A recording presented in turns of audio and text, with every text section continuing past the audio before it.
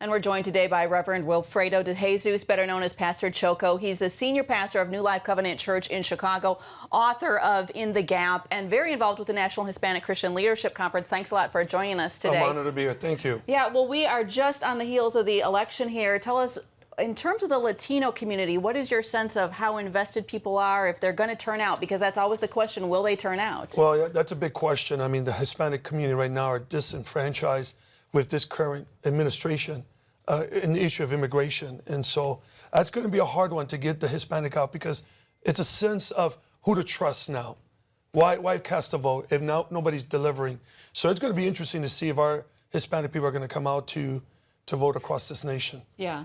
If they do come out and vote, hopefully they will. But what are the issues that are on their hearts and minds at this point in time? Well, no doubt, immigration, poverty, and education. I mean, you got 66 million Latinos, Hispanics in this nation. And out of the 50 states, we have the majority in 2 states, New Mexico and California, from any ethnic group. And in 20 states, we are the majority of the minority.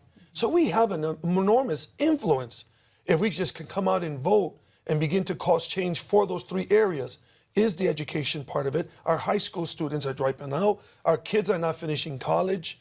And if we're going to be leading this nation, the Latinos, then we need our kids to stay in school. And that's something that we're faced with and we're dealing with as leaders.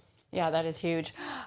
I also wanted to ask you just about political and social involvement for pastors. I know I've been struck recently that pastors, especially at this point in time in our culture, are really across the continuum, if you will, on how involved to get. And you have been involved. What are your thoughts on that? Well, I support pastors and leaders to get involved. It's a government. It's a power within our community.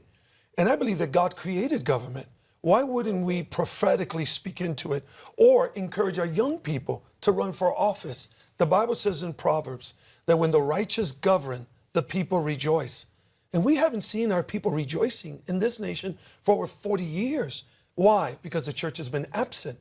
And we have been told as a young boy, don't get involved. Government, the politics, and church separate. I come to the scene and says, no, we must get involved. We must engage and prophetically speak to the leaders about the conditions of our community and our people. And if we can just get our hands around that as Christians, as pastors and leaders, then I think at the end of the day, God would be pleased, because He's the one who created government. And we don't run from it. We engage it. As you well know, there is phenomenal growth right now in the Latino population in this country as a whole, and then we are seeing church growth as well. Your church is the largest Assemblies of God church in the country. What is your hope in terms of the Latino church in this country, and what kind of mark it's going to make? Well, I was asked for many networks about this, and here's my take.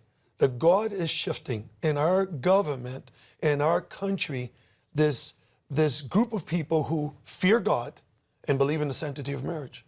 And I believe that you got 28 million thereabouts Catholics in the United States, 17 million evangelicals. Between both of these bodies, it's over 45 million. And imagine, with our belief in God and the fear of the Lord and the sanctity of marriage, there is a lot of things that we can do as a nation. And I think the Hispanic community are in this position to cause change. Right? I mean, it's called Hispanic for a reason. We're His, and we're going to bring panic to this nation for a reason. And so with our godly views and our fear of the Lord, the United States is in need of a moral compass.